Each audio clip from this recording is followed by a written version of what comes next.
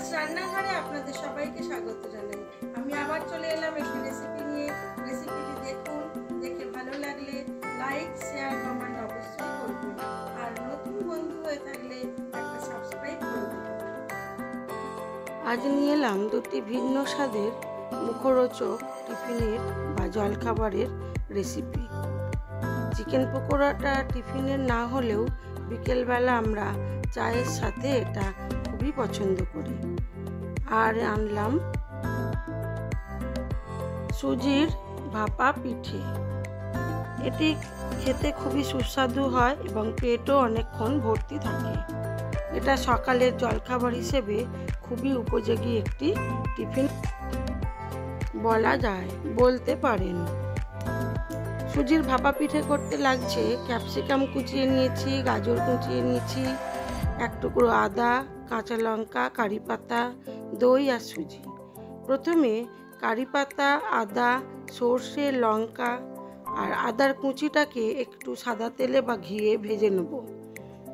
তারপরে দইয়ের মধ্যে ক্যাপসিকাম, সুজি,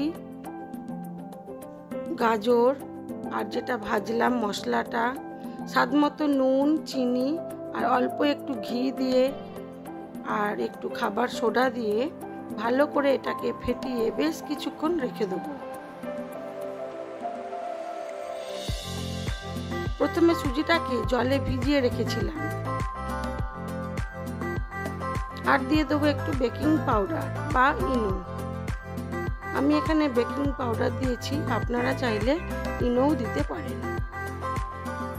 এবারে এটাকে খুব ভালো করে ফেটিয়ে নেব।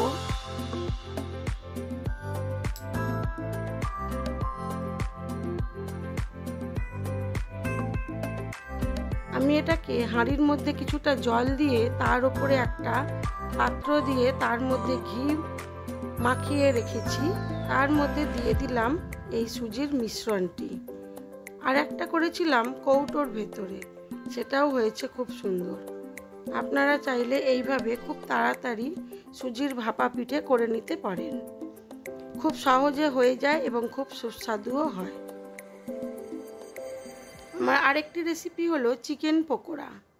তার জন্য আমি ছোট ছোট করে একটু চিকেন কেটে নিয়েছি, একটু আদা, কাঁচা লঙ্কা বেটে নিয়েছি, শুকনো লঙ্কার গুঁড়ো, হলুদ গুঁড়ো আর রসুন বাটা, আর নিয়েছি অল্প একটু পেঁয়াজ বাটা। সব কিছু চিকেনের মধ্যে দিয়ে দেবো। আর দেবো অল্প একটু ময়দা, দিয়ে দেবো রসুন বাটা, হলুদ গুঁড়ো, শুকনো লঙ্কার গুঁড়ো আর আদা, কাঁচা লঙ্কা বাটা।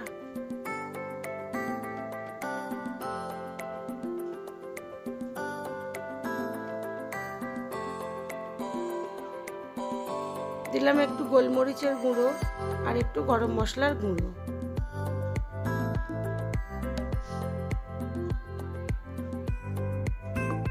স্বাদ মতো নুন দিয়ে দিলাম। এবারে দিয়ে দেবো একটা কি দুটো ডিম ভেঙে। আপনারা প্রয়োজন মতো ডিমটা দেবেন। এবারে দিয়ে দেবো কিছুটা পরিমাণ ময়দা।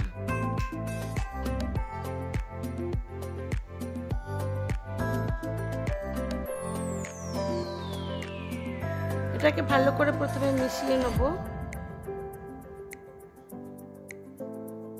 তারপরে দিয়ে দেবো ব্রেড ক্রাম্বস, বেশ অনেকটা পরিমাণ দেবো। এবারে কড়ার মধ্যে সাদা তেল দিয়ে দেবো। আপনারা চাইলে সর্ষের তেলেও করতে পারেন, যেহেতু চিকেনের সর্ষের তেল, সাদা তেল দুটোতেই ভালো লাগবে।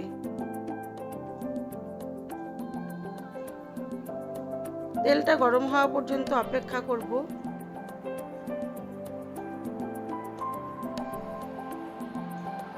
তেলটা আমার গরম হয়ে গেছে। আমি এবার এগুলোকে একে একে ছেড়ে দেব, দিয়ে মিডিয়াম আঁচে খুব ভালো করে লাল করে ভেজে নেব।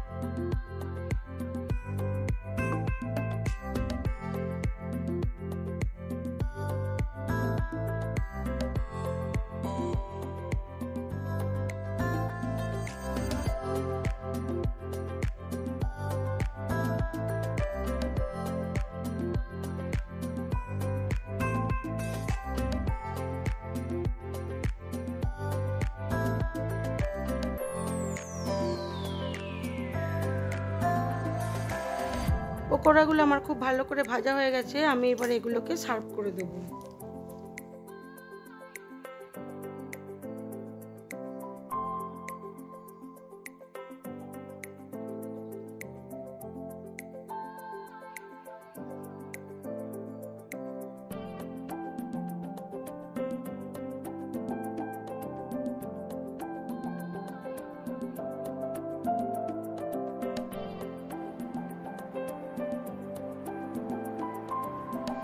আমি পেঁয়াজ আর টমেটো সস দিয়ে এটাকে সার্ভ করেছিলাম।